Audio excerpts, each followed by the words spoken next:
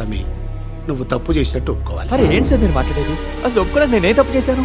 ఇప్పుడు అది కాదు సార్. అరే టెన్షన్ పడకు తమ్మి, నువ్వేం చేసినావు? నువ్వేం తప్పు చేయలే కదా నేను అంటున్నా.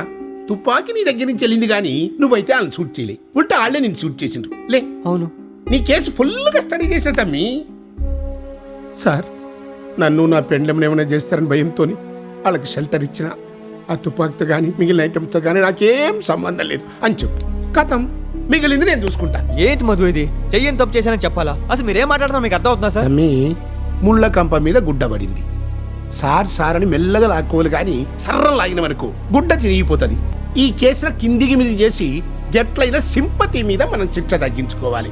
అప్పుడు 3 నెలలు 6 నెలలు మాక్సిమం 1 year పడుతుంది. లేకుంటే నక్సలైట్ యాక్ట్ కింద కమ్సే 8 సార్లు. ఇవాళ రేపు బాగా టైట్ చేసిండ్రమ్మా, మినిమం 8 years. కానీ మధు ఇలా ఒప్పుకుంటే రేపు నలుగురిలో తలెత్తుకోండి. కానీ నలుగురు గురించి మనకి అనవసరం శేఖర్. మన లైఫ్ మనకి ఇంపార్టెంట్. పెళ్ళవక ముందు నువ్వు మాట నవ్వు గుర్తుందా? దుబాయ్ వెళ్ళి ఓ సంవత్సరం ఏదైనా జాబ్ చేసి ఫినాన్షియల్గా సెటిల్ అయ్యాక పెళ్లి చేసుకుందామని. ఇప్పుడు అంతే, నువ్వు దుబాయ్లో ఉన్నావనుకుంటా.